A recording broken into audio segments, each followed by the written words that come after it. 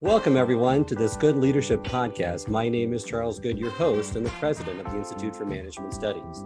This podcast is designed to provide you with actionable insights and tools that you can use from discussing the research, stories, and background from recognized experts and practitioners to accelerate your impact in your current role. Today, I'm very glad to be joined on the podcast by Patrick Donadio, who is a nationally recognized communication expert, speaker, educator, and coach, and the author of a great book on communication titled Communicating with Impact. Patrick works with high-level leaders who want to develop professionally and helps their organizations that want to grow people. He's trained thousands of individuals from Fortune 100 companies to organizations, associations, universities, hospitals, and government entities. Welcome to the program, Patrick. Hello, Charles. Good to be here.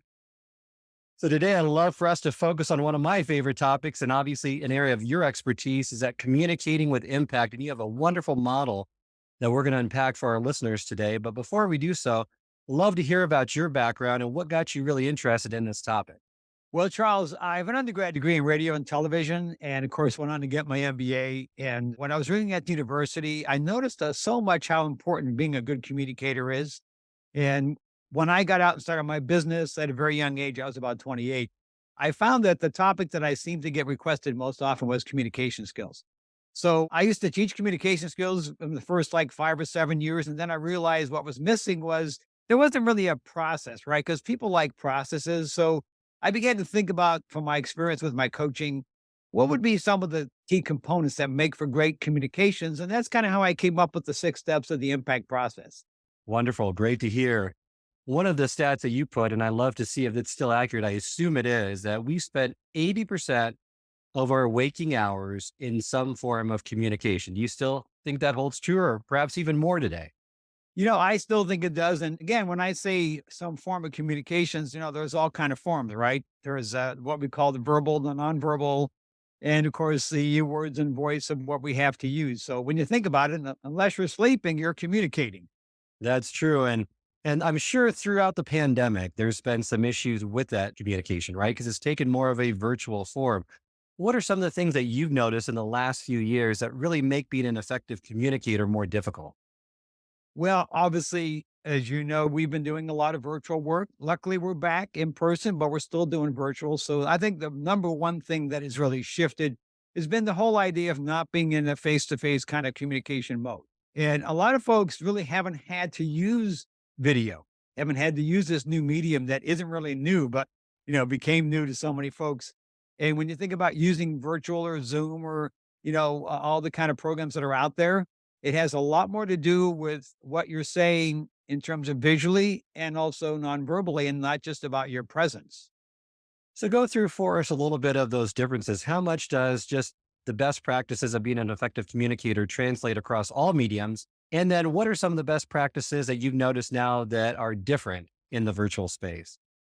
Well, I would say the first thing I've noticed is it takes a little bit more time to be a better communicator, because it's not like you just walk down the hall, right, and say hello.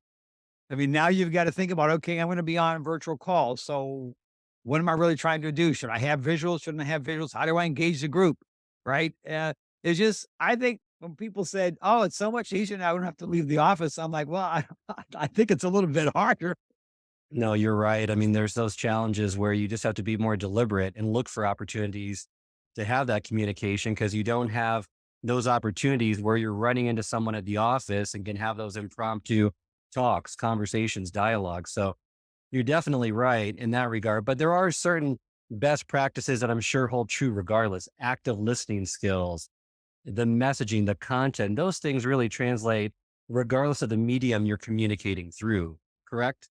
Oh, yeah. And, when you think about the impact process, the first step is really the one that I think so many people had to spend more time on is, what's my intention?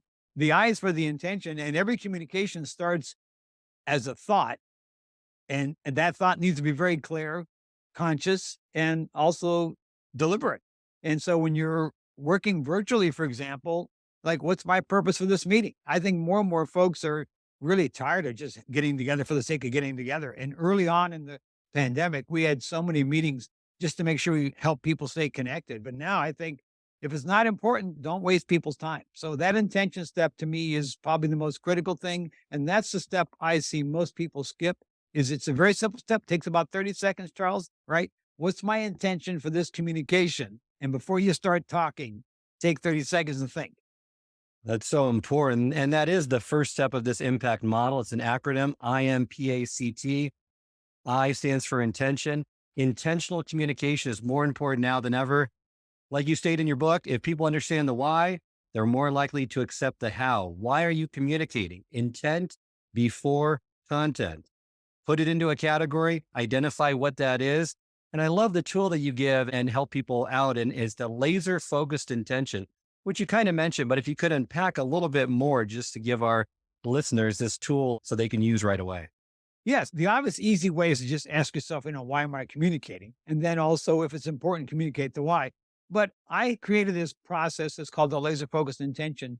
And it really has you take a look at some of the key components right at the beginning. So, for example, I'm going to talk about what? What's the topic? What's the main intention or topic for the communication? To whom? Who's the audience, right? Because if you're talking to leaders or you're talking to frontline staff, it's a different approach. And then, of course, you want to ask the question, what do I want them to do, right? How do I want them to respond, reply? What do I want them to think, do, or feel? And then, of course, the final is there some kind of time frame or deadline? So if you think it through and you really kind of take some of the key parts of this impact process and take 60 seconds and ask yourself those questions, you really end up with almost like a sentence that says, boom, this is exactly what I should be doing. And then you can jump in and get started. Well, that's what I love about this model, that it provides you a template to use to be a more effective communicator, because a lot of leaders want to be. There's a lot of people purporting, here's a communication class, but they don't give you the steps needed in a very structured format. And that's what your process really does very well. Even like with the 30-second rule for this first step, if you only had 30 seconds to communicate, what would you say? Because all communication, I would argue, could be more succinct. I agree. And I'm really trying to tell people, look, it's not about working harder. It's about working smarter. You don't need to take a lot more time. You just need to take really focused time. And that intention, laser focused intention statement literally takes like a minute, but it's so focused, it helps you get jump started. And literally in less time, you could be more effective. And like you stated, it's the most often skipped step because people want to get to the next step of this model, the M, the message. But unless you set the right intention, your message may not be received the way you want or at all. And like we said, intent before content. There you go. People want to jump into content, right? We're all busy. So you want to just pick up the phone or want to start typing and you say, hey, take a break, take a breath, ask yourself the important question. Why am I having this communication? Then you can jump in. And when you think about the M step, Charles, there's two parts really. There's the message and the method. And I want to make sure people remember that you don't want to just use the method you like, right? We all tend to go to the method we like. I love phone calls, boom, I'll just pick up the phone. Or I love emails, or I love texting. And you find out that the receiver doesn't like that particular method, and they don't respond as most often. I'm curious, if you had to pick a method, Charles, what would you say is the method you prefer most often? I like telephone. I mean, maybe I'm old fashioned, but if I could do face to face, I would do face to face. Right. It's harder in a virtual world. So I am the next closest form of communication where I can really have a discussion and hear inflection, tone, voice changes, even hopefully observe body language, right? If I'm on a Zoom, that's what I want to do. I want to try to get as much information about how I'm communicating and being received by that person as I possibly can. So whatever method offers me that kind of feedback is the one I generally will prefer. Yeah. Well, I'm with you. I'm very similar to you. I'm an extrovert, and I'm old school and I love that having all the components. But unfortunately, a lot of the younger generation, they're not into that. I've got some I got some young adults who work now in the real world. And I remember when they went to college, I tried to call them. And first of all, sometimes the voicemail box was full and they wouldn't even be able to take the message. And then sometimes, they would never get back to me. So I realized, hey, listen, I got to bite the bullet. They like texting. I had to text. I don't like texting, but that's the best communication tool for them. So if you're listening right now, I want to tell you one of the things I encourage you to do is to do a communications audit. Think about what components do your members like to use most often, and when possible, start with their preferred method. Now, every method has an important intention, right? If you've got something very complex, a text is not going to work or an email is not going to work. but you might start with that method because that's the one you know they're going to respond to. You might text and say, hey, listen, I really need to talk with you. When's a good time for us to have a call today? And then you can get to the more important method. But I think knowing your receiver's preference is a very important part of the process. I'd agree with you more. So that's an important step for everyone to take so that you're not just defaulting to your own preferred way of communicating. And with the messaging part, we can talk about it verbally. We can talk about it in written communication, which is equally important because I see so often that the written communication suffers in the repertoire of many leaders. They're writing emails that are not read. They're sending out marketing campaigns that are not effective. And I love the structured approach that you give that could be used when you're communicating with someone verbally or through the written word. And that opening is really getting their attention. What are you going to do to pique their curiosity? Maybe that's the subject line in the preview text on an email. Right. Or maybe it's just starting out your conversation with a story that's impactful that will really cue them in to say, wow, that was impactful. That's something I want to know. Tell me more. Yeah, and I agree with you, Charles. The opening is critical. And again, depending on what you're doing, if you're doing a presentation, that's going to be a different opening, than if you're writing an email or if you're starting a meeting. Even starting a meeting, instead of saying, good morning, everybody, let's get started, maybe starting out with, hey, listen, today I'd like to all to think about what's the biggest thing that's changed in the last week that we want to focus on our meeting today. And you open up with a question. And you got people right away pulling, oh, wow, yeah, that's interesting. I wonder, well, let me think about that. So in the first, 30 seconds, you got to get their attention. And since we're all busy and preoccupied, you got to get rid of the fluff, get right to the content, and then get their attention. And every good opening really, has three main parts. It should get their attention, introduce the content, and build rapport. Those three elements are so critical in any kind of communication. Great ideas. And it's so critical. If you don't hook the audience, if you don't get them engaged right from the start, then everything else you're going to say is not going to have much, if any, impact. So now you got their attention. Now you move into the body and it's the with them, right? What's in it for me? Explain the why and this push versus pull language that you could hopefully unpack for us a little bit. Yeah, I've been using push versus pull for years. And what I mean by that is push language is where you're focused on delivering the message, pushing it out there, trying to make sure people hear you and they get what you want them to say. Pull communication is where you're actually getting them to go first or you're engaging them on the process. You're helping them be a part of the communication. Maybe you're asking good questions. Maybe you're giving them a chance to share first. So I don't like to just always come out with the push, even if I'm doing a keynote, Charles, and you've been around training for a long time. Training and communicating in front of groups has changed so often in the past couple of years, let alone the last decade, where it used to be, I call it show up and throw up.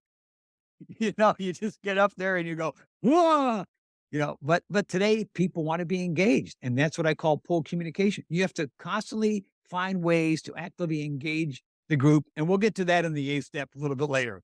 And the pull language is so important. I use it a lot more than the push language. You are absolutely correct. There's so much content out there. Everyone's trying to push their wares, become an influencer, tell you how it's done. That's not the rate limiting step any longer. It's how can you curate the learning to give them it in bite-sized chunks that they're going to use and apply right away. So getting them engaged from the start is critical. Maybe you can give us some insight around what are some effective ways in which they can have a stronger call to action with a written communication, maybe an email, and also if they're speaking to someone over the phone or face to face. Well, I really think you should start with the end in mind, right? And the old book by Stephen Covey, right? 7 Habits, that's one of the habits. So even when your opening should be tied to your closing. You should be at the beginning, getting people to think about the outcome. And then of course, at the end, you're revisiting it and then you're getting people to take some approach.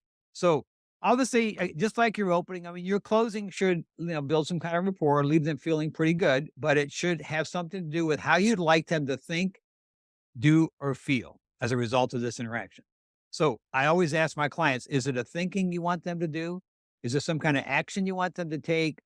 Or is there some kind of feeling you like them to have? Now, sometimes it could be all three, but when you're working on your closing, always go to those three components and figure out what is it you're really trying to accomplish. I have found that if you can get them to tie it to their emotions, it has so much of a stronger effect for them. If you can connect it emotionally, do that, the thoughts, the actions usually then will follow. Yes. And again, you talked about a summary. And when you go to communicating, let's just go, for example, to written communication. You want to do the summary. But in verbal communication, I like the opposite. I like to get them to summarize because if I get them to do the summary, Charles, I'm going to find out did they get it or not. Because if they summarize and they don't have all the parts, I'm like, what? They didn't get it. I got to go back. So don't just assume a summary is always something you do. That's great. Great insight. Getting a little bit more into that written and email communication that you've given some great tips on. Review it, read it out loud, and fix it, and even reread it because you're not getting the feedback that you would normally get if you were talking to someone. Yeah. Written communication is linear. It's one way. There's nobody there to give you feedback and they put the meaning to the message. And so if you say, and this happened to me one time, I had sent a note to a client. I said, "Hey, nice job on your presentation." And they wrote back, "What do you mean, nice job? I worked really hard on that." I'm like, okay, super duper extra, I didn't have the right language, but again, the meaning of the message comes from the receiver. So when you're writing something, make sure you're being very clear and make sure you're thinking about, could this be misinterpreted? The second great insight that you provide is meaningful subject lines. So many people don't even look at the subject line. They make something generic, and that's a huge opportunity lost, correct? Oh, yeah. I mean, during the pandemic, I got an email that said lunch on Thursday. I'm like, we're all locked up. Who's going to lunch on Thursday? Well, somebody just forwarded an old email that they had, back in November before the pandemic, and they didn't change the subject line. So that subject line is so important. It's the first thing you read. And you know what? I get hundreds. I mean, I don't know you. I get 100 emails a day, maybe. I look at the subject line and I decide I'm not going to read it now. I'll read it later. So don't assume that subject line is not important. And please change it whenever you're responding to an email that makes it appropriate to that current topic. Great insight there. The other thing that I see a lot is a wall of text, writing a novel. Instead, write short paragraphs with spaces in between. Large blocks of text, for me at least, when I look at that, I just usually skip over it unless it's something I know that I need to read or coming from someone that I better be reading that email from. I'm not looking at it, reading it thoroughly. Again, old school folks who like to, be perfect with the grammar and the language, even in emails today, you still got to be concise. So what I tell people is think about an executive summary. Get all the important stuff out there right at the beginning and then give all the details later. You could even say, see below for more details. So short and sweet is really a key component. With text, obviously, that's been the new approach, right? Texting, we've all gotten good at short and sweet. So I'm not saying we shouldn't continue to use great grammar and have good structure, but I think we all need to be aware more and more people are impatient. So a lot of white space, shorter sentences, get to the point sooner, and you can always give people more details and refer to it later, and they can go read if they want. And one other quick thing, when you're communicating upward to the high level C suites, you got to be concise. You can't send the same email up to the CEO that you send to your, team below. You got to tailor that message to the person, which I think we'll cover in a few moments when we get to the piece. You are correct. So next, we're moving to my favorite part of the model, the activate stage. How will you keep you and your receiver engaged? We embrace what we help to create. So you need to be continually asking yourself, right, questions on how am I going to create their buy-in, their engagement, or how am I going to sustain it, which I would say is even harder today than it was a few years ago. Well, you're right. And I know we just quickly covered the P step, which is the person. But when you think about the P step, it goes into the activation step. Because if you're working with a person who's very introverted versus a person who's very extroverted, you're going to activate them differently. So again, the P step is think about the person and customize the message. But activation to me is critical. And there are two parts of the A step, Charles. One is, active engagement, and the other is active listening. And they're both critical today more than ever. So when you think about engagement, it's really critical that you make sure that you're finding ways to pull. Engagement is about pull, right? It's not about push. So questions, getting people to think, rhetorical questions, stories where you get people to really begin to feel something. If you got an analytical person, sometimes data is great because they're thinking about the numbers. So you think about the person and you think, what's the best way to engage them? I just want to remind people that we're all different, right? Don't treat people the way you want to be treated, which of course is the golden rule. I say treat people the way they want to be treated, which is the platinum rule, which is also a book by Dr. Tony Alessandra. And it's all about, adapting and flexing to others because the best way to communicate is tailoring your message to the receiver. So that's the P step. Again, that's a whole day course in itself. And by the way, the IMP part of the process is what I call the IM planning, right? It's where you start to plan the content. The ACT is where you start to plan the delivery, right? And so activation is very critical, whether you're having a conversation, even in an email, you want to be able to activate, by using good language, by using white space. That's part of activation. When you make this easier to read, it's activating the receiver. So critical. I love how you break the two parts of the model. So that the first three parts is the planning stage. The second three parts begins now. How are you going to act it out? How are you going to implement this? And keeping people engaged, so difficult. But what people might find surprising in this stage is it really, I feel it begins with listening, because you can't activate someone you really don't know. And if you haven't been listening to what their feedback is, to what their responses are, you're not in a very good position to keep them engaged. So go through with us a little bit, Patrick, on some of the key tips, tools for active listening. Well, again, there are two types of listening, active and passive, right? Passive listeners are the kind of people who think they're really paying attention, but they're not, right? They're thinking about themselves. They're focused on themselves. I'll give you a quick example. This happened, before COVID, but I walk into the office one day, I yell across the room, "Good morning." And they yell back, "Fine, thank you." And I'm like, "Wow, I just said good morning." They're thinking I'm asking, "How are you?" Because they're not really paying attention. So to be a good listener, you have to understand there's a gap between how fast people think and how fast people speak. The average person can think. Well, you have a guess, Charles, about how fast the average person can think? I would say at least 5 to 6 times faster than they can speak. Is that Yeah. You're close. It's roughly 3 to 5, okay? right? The average person thinks about 500 words per minute. The average person speaks at about 125. Now, I'm not average. I'm about, 325 because I talk pretty quickly. But the idea is that to be a good listener, you really have to focus because you can think 3 times faster than the person's talking. And if you don't use that gap to stay focused, you're going to miss a lot of the message. So being a good listener, you're right, Charles, is a very important part of the process. I always like to say, look, one of the best things that happened to me was learning how to be a coach because as an extrovert, you know what? I like to process out loud. I like to speak before I think. And so if you're an extrovert, you probably want to be a little better listener than you are right now because your tendency is to be wanting to be in charge or wanting to share information. So think before you speak. I want to encourage everybody who's listening today, come up with your top 5 good questions, right? What are some of the good questions you could be asking early on to get information before you start making a decision? And so I hope people will start to think about some good questions they could be asking. Do you have a favorite question, Charles, that you use? And I'm just curious. I don't want to put you on the spot.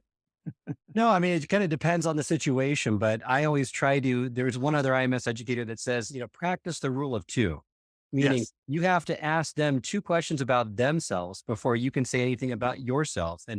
And I found this to be the case so often is that everyone's favorite topic is usually themselves. Right. I've had some of the best feedback from colleagues saying, you just really impressed this individual with your conversation and what happened yesterday. What did you do? And I said, I just kept asking him questions about themselves, right?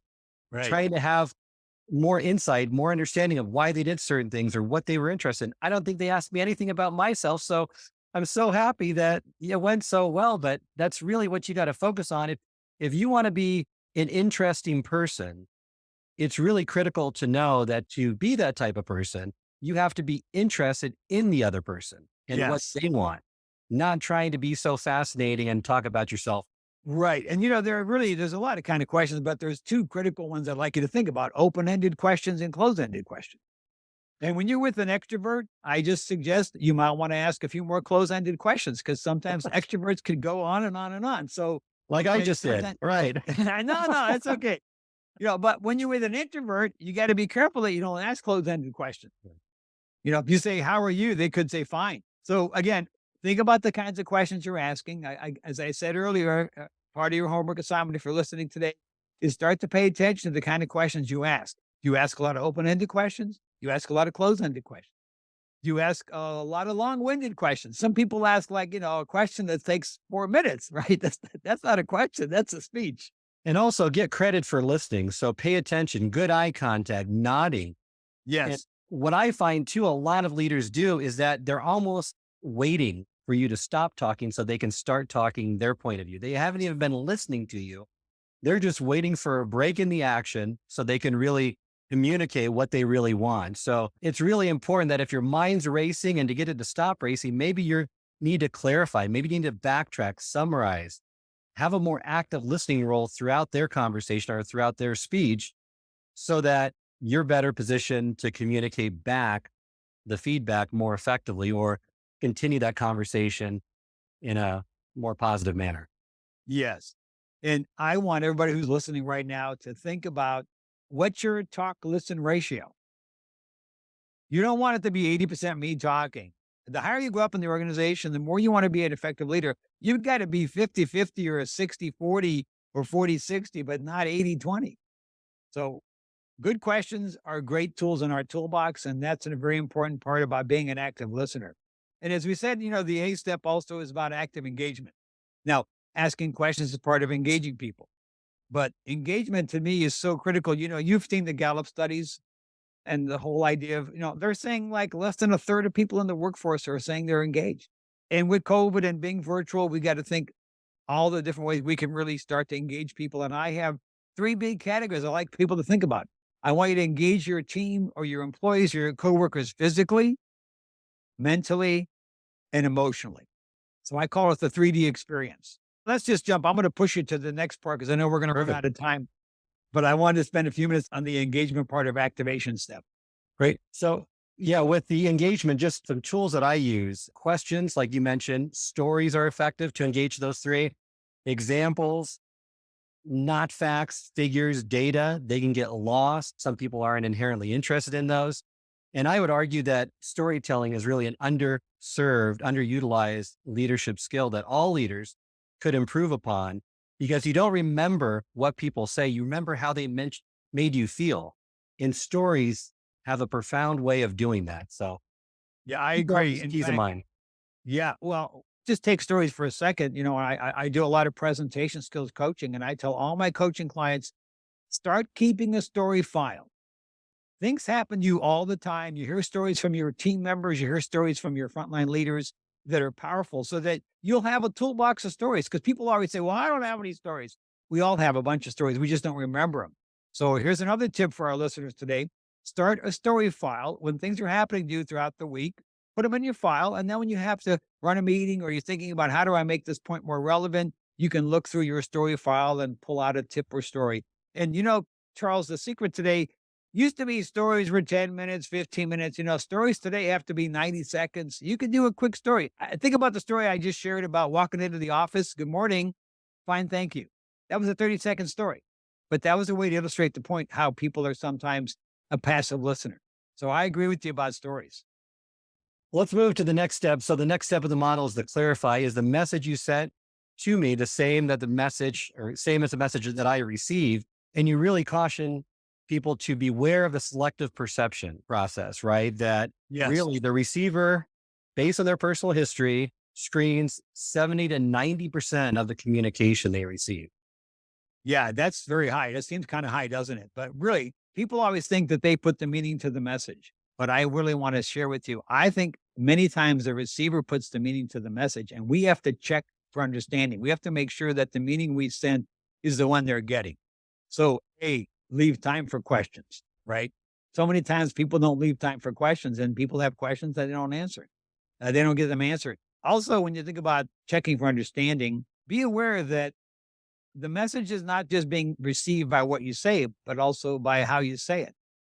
And so people pick up on subtle cues. And so, you were talking earlier about making good eye contact. When the beginning of COVID hit, we had people looking, having the camera up their nose or not looking at the camera. And, that was really kind of saying, hey, that's giving me a message.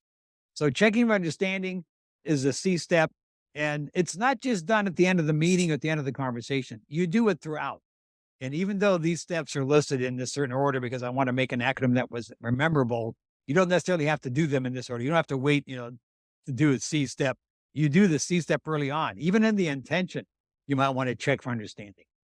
Right. It's an iterative process throughout. So note that. And there's that C step, that clarification really speaks back to that active listening, right, as well, so that you can rephrase, paraphrase, and get Right. clarification on things that they stated that you may not have understood. And you can explore things, go deeper with close-ended or open-ended questions so that you get more understanding of what those issues are. So critical from my experience and from what all I've seen, the biggest missing piece of communication that really takes the next step, or the leaders that take the next step with that, are the listening skills. People think communication is all about what they say, how they say it. It definitely is, but a large part of it is about the listening skills. And I think all leaders could use some understanding around that and get better at that piece of it.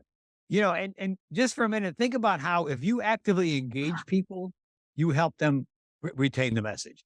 So the engagement step really is a critical part of also the clarification, because if you're droning on, people are tuning out and they're not Right. listening. So all these pieces come together. It's not just any one piece in and of itself. So the C step is check for understanding. Make sure you leave time for questions. Make sure you clarify.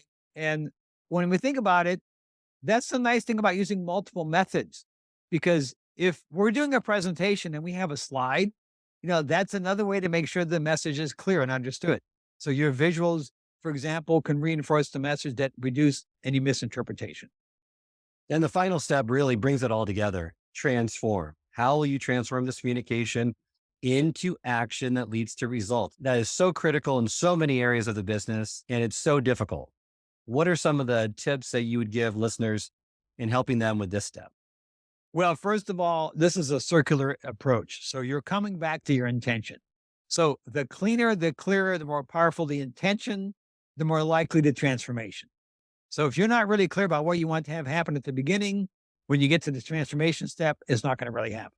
And Charles, sometimes, this is a planning process. So you're thinking about communicating, walking through the steps. And what I found, even myself, is when I get to the transformation step and I think, I don't think it's going to happen. I go, I better go back around and double check. So then I go back around again and I go back and I'll say, my intention wasn't clean. That's why the transformation isn't happening. So what do you want people to think, do, or feel? Right. And then at the end, you want to make sure that you have that call for action.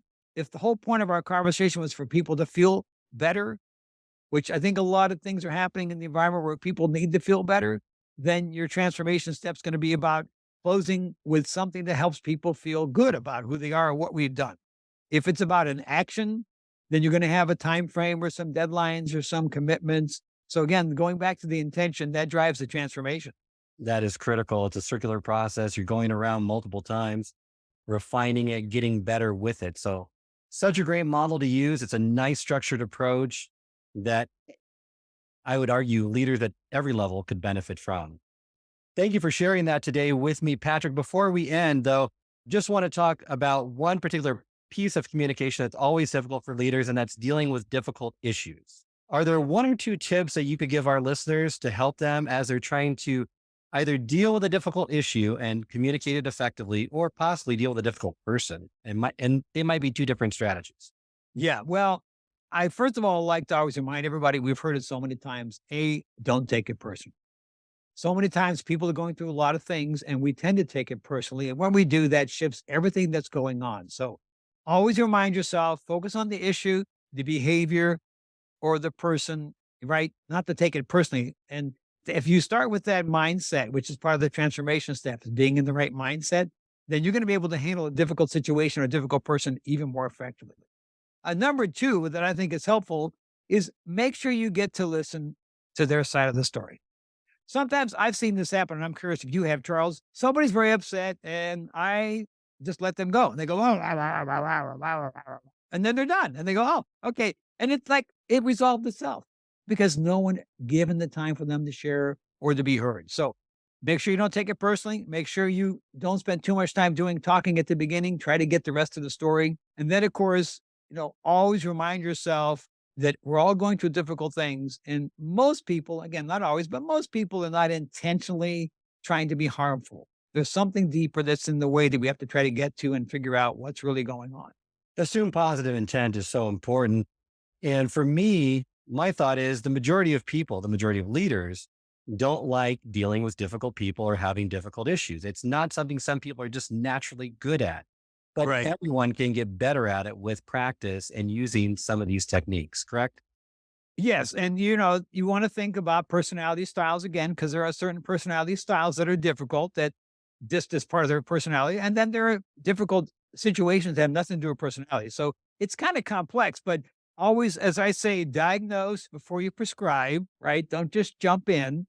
Take some time to think about what's going on, what's happening, what's their side of the story, and then try to stay calm if you can. And if you need to, as always, I say, listen, maybe we need to take a quick break. Let's kind of take a break here and come back. Because when things are hot and heated, they don't get any better if you keep going. You're right. Time to think, time to let angers cool down is an important step that many people tend to forget. Yeah. Well, as we near the end of this episode, I always like to ask one final question to my guests.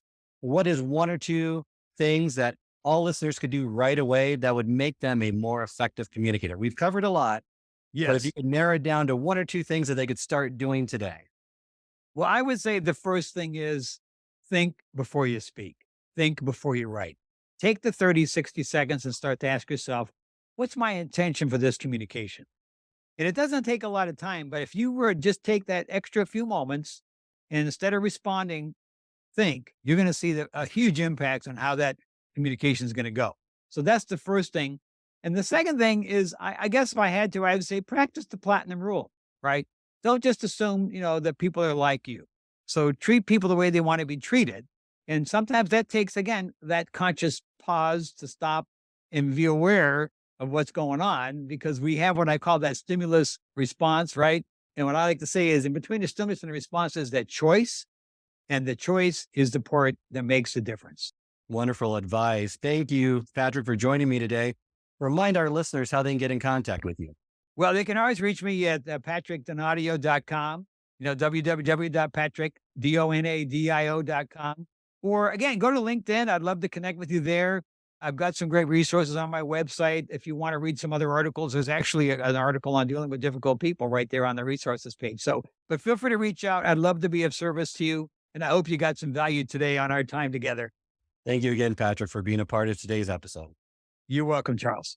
Thank you for listening to this episode of the Good Leadership Podcast. I hope you enjoyed this deep dive into this topic and all the tips and tools that were shared. If you enjoyed this episode, I encourage you to share with others and post about it on social media. As always, you can head over to my LinkedIn page where you can see all the latest articles and posts from me. You can also go to our YouTube channel, which has video recordings of all the episodes of this podcast, along with bite-sized segments called single servings that are designed to answer your most pressing leadership and management questions. I look forward to serving you in the next episode, so hit subscribe and I'll see you then. Remember, until next time, it's not what you know that counts, but what you do consistently that makes a difference.